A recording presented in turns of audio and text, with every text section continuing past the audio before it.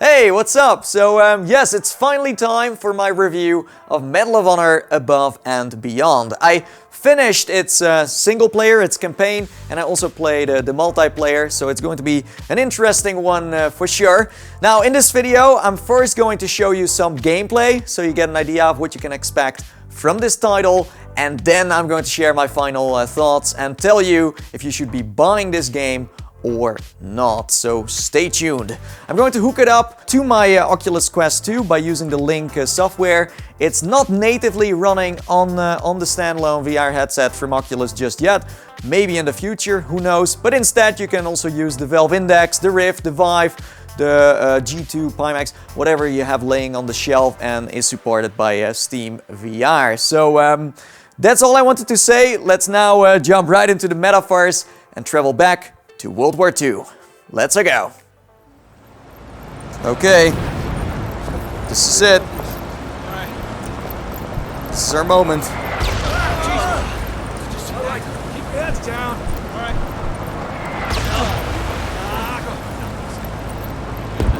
Watch it. Watch it.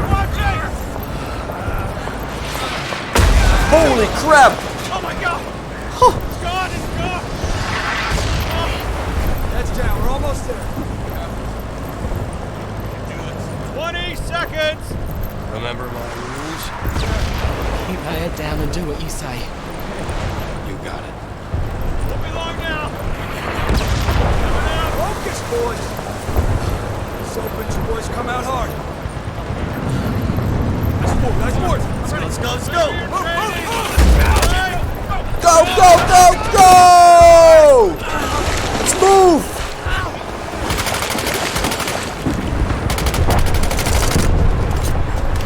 Lieutenant, get an explosive on that. Yes, sir!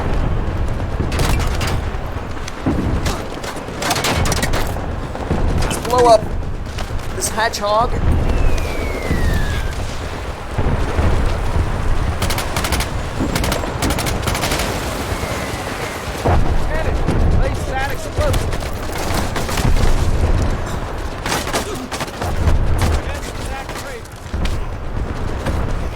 Bada bing, bada boom.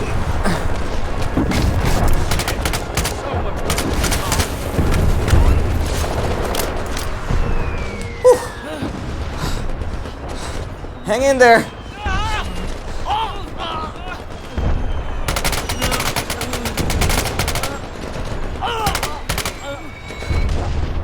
You okay, Lieutenant? Kinda. You?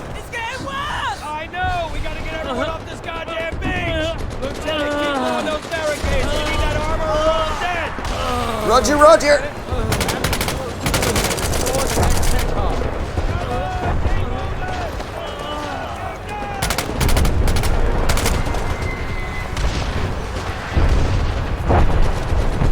Oh, this is messed up, man.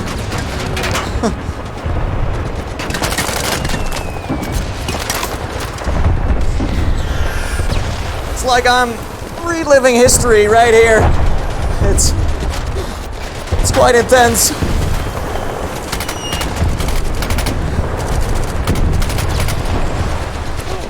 No! No! Let's keep pushing.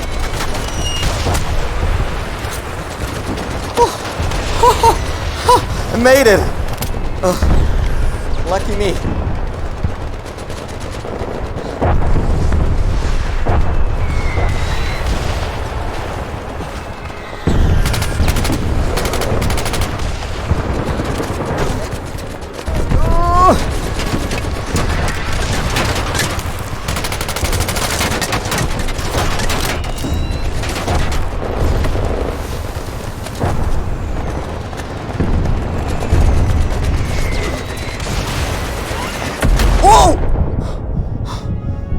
What the hell? Help me! Please! Oh!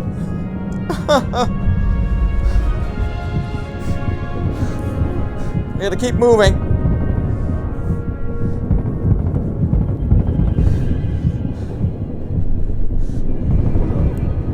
Oh, I'm out of ammo. Let's see if we can make it to the other side.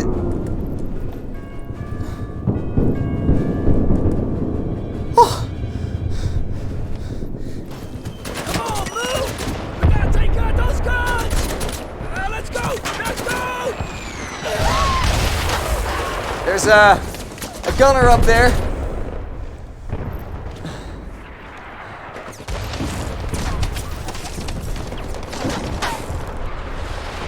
You see? So the plan is, we wait him out, because at some point he has to reload, right? That's where we try to cross. It's our only chance of getting behind enemy lines. Go!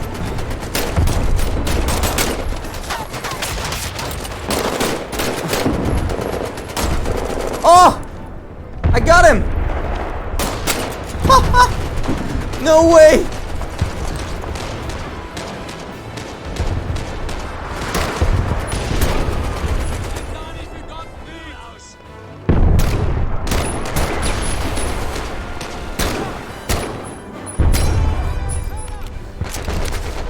Die! All of you!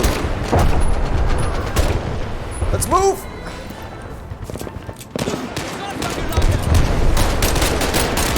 Go!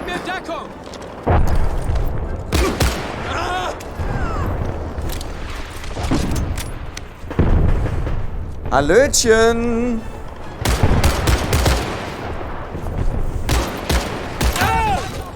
Oh! Volltreffer!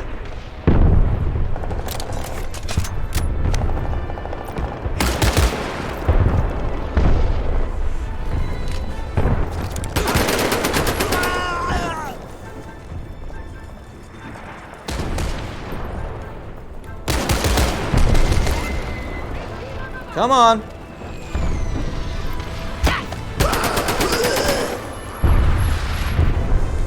Jackpot. This weapon is a beast. Sehr gut. Oh.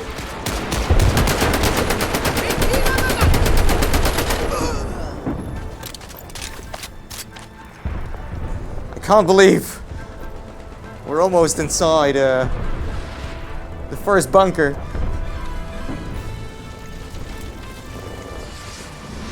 Achtung!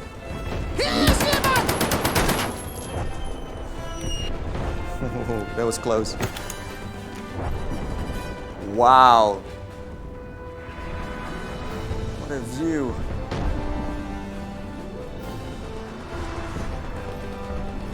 We're getting there.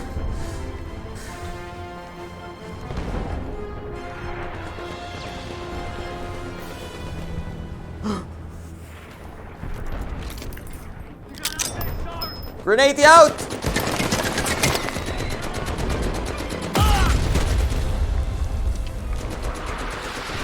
Beautiful. Okay, one more. Ooh.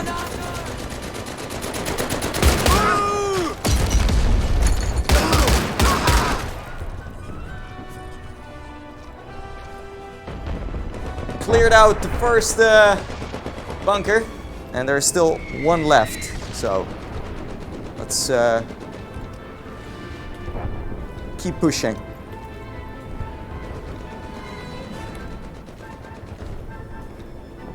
Let's get up.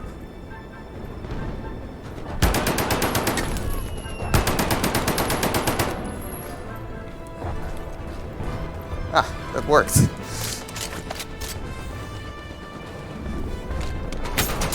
Oh. Secret documents. Those are mine now.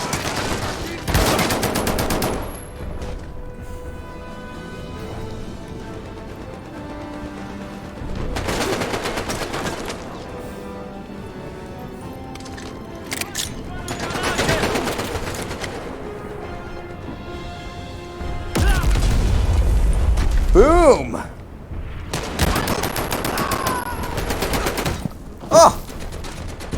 Sweet dreams. Gute Nacht.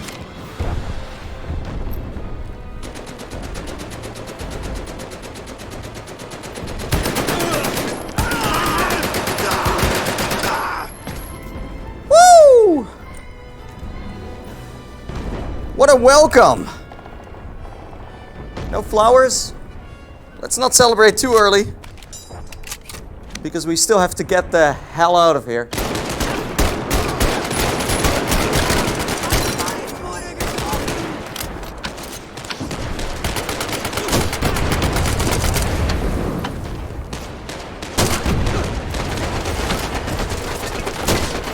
Oh, lucky you.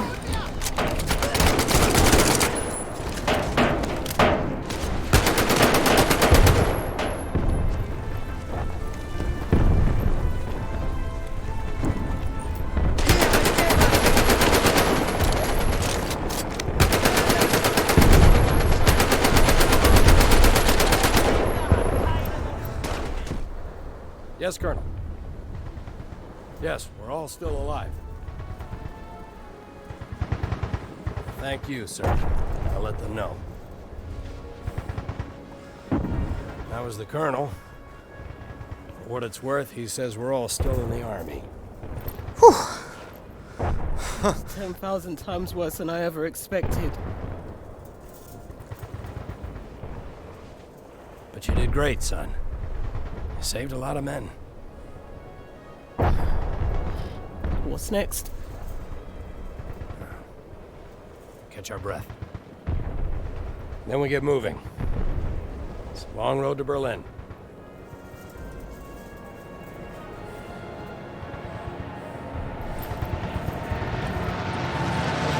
Let's go! And there you go, that was a little bit of Medal of Honor in VR, what you can expect from its gameplay. And yes, it took me about 9 hours to finish its entire campaign on normal difficulty. You can also decide to play it on easy or hard. That of course might make it a lot shorter or a lot longer, depending on your playstyle. But I gotta say, overall the playtime is quite decent, and you even get to unlock parts of a documentary while playing, and also skins that you can use in the multiplayer. So there is some kind of progression system going on that will hook you from start to finish. But anyways, let's talk about the actual experience. Above and Beyond starts off in a very slow and odd way that doesn't necessarily give you that Medal of Honor vibe. It felt like I was playing some kind of dated and uninspiring wave shooter set in World War II. But luckily, after 2 hours in, it was able to pick up the pace and started introducing me to a wild variety of missions, locations and gameplay. I mean, you get to control a tank later on and be in the gunner seat of a bomber and even walk on the roof of a moving train. It has so many super badass moments. There is definitely a lot to see and a lot to do. That's an understatement, but sadly, that does sometimes get ruined by the fact it's extremely linear and gives you no real space to explore the environments you're in. Instead, you get taken out of the experience with a lot of cutscenes and short bursts of gameplay. It does the action very well, don't get me wrong, but at the same time it also throws the immersion out of the window. Not once did it feel like it gave me the chance to go my own way. Instead, it thinks for you by highlighting what you need to do next, and that creates this sense of safety that doesn't fit the World War II setting. So yeah, as I said, most of the later missions are fantastic and make you feel like you are part of some kind of crazy Indiana Jones movie. It's a bit of a roller coaster because sometimes you have an absolute blast and then the next moment gets completely killed off with bad level design. There are multiple moments in each mission where you get frustrated by outdated and awkward mechanics that don't make any sense, or where you have to try real hard to not get motion sick because of the way they manipulate your view. They break a lot of the VR rules that for beginners, but even VR enthusiasts like me, can be a challenge. The story itself is okay. but it could have been a lot better for sure. There is this serious lack of character development that from the get-go makes you lose interest and not care about your so-called resistance friends. Above and Beyond features loads of different people with different backgrounds, and I thought that on its own was pretty awesome, but none of them get to really step into the foreground, and that's a shame because you have these characters, then use them. What I thought was even worse is that its story constantly bounces around between being serious to some kind of VR version of Allo Allo. Respawn said they wanted to honor the vets with a campaign that got advertised as being historically accurate. The weapons, vehicles and locations might be getting close to that, but the story does not match that viewpoint at all. No, there is a place for comedy, but not when you market the game differently. You can see the potential it had to be a gripping adventure, but they failed to deliver on that. Visually, the game is a pleasure for the eyes though, I'm not gonna lie. You can definitely notice that a big studio has worked on this for a few years. Everything is super detailed and feels alive. What's cool too is that most of the stuff in every level can be used against the enemy. So you can be very creative with the way you kill your opponents, and I think the same can be said about 90% of the animations. They look good, but they do have its moments where they are real wonky and you're like, what happened in the mocap department of Respawn? So yeah, I don't know, it's a bit buggy from time to time, and quality-wise it is a bit of a roller coaster. But I would say that overall it's a nice looking title. Settings-wise, there are a lot of options in terms of making your experience more immersive, like turning off text, object highlights and more. But on the other side, it makes some strange decisions with the locomotion, like making your screen shake, for example, while you run or shoot. And things like that can make you motion sick too.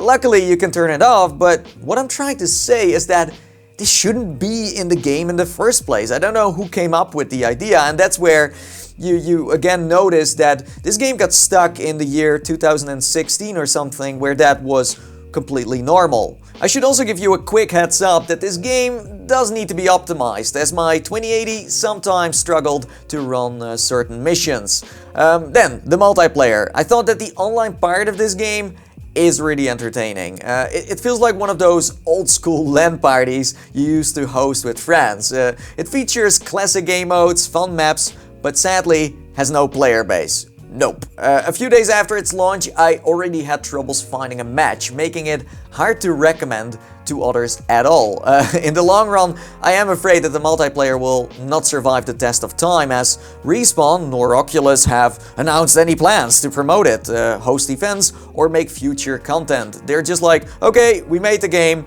goodbye. But with a multiplayer, just like Population 1, great example, you have to constantly innovate, try new things, so you make people return. It sucks, because of all the stuff I played, I think the multiplayer has the most potential. What I would have done is split off the multiplayer and sell it as an individual title on Steam and the Oculus platform. This would have increased the player base significantly. So, should you be buying Above and Beyond for $60? Personally, I would not buy it for that price. I get it. It bears the Medal of Honor name, but it doesn't necessarily play like a AAA game. Graphically, it's stunning. The audio, amazing. The story, predictable, and the gameplay is fine. It does feel dated, but it's fun enough. If it came out a couple of years ago, I think I would have had a different view on it, but with current games like Boneworks, Half-Life Alyx and Saints and Sinners paving the way in terms of innovation and setting the standard for how a VR game should play, this title is a bit overpriced. If it ever gets discounted at a price of $20–25, I would consider picking it up, and if you would get the chance to play the multiplayer separately, do it. It's really cool and a good investment. But for now, you just have to wait it out. At least, that's my opinion. I would love to know what you think about Medal of Honor Above and Beyond. Let me know in the comments below. And with that being said, until next time, see you in the Metaverse. Bye bye. See ya later.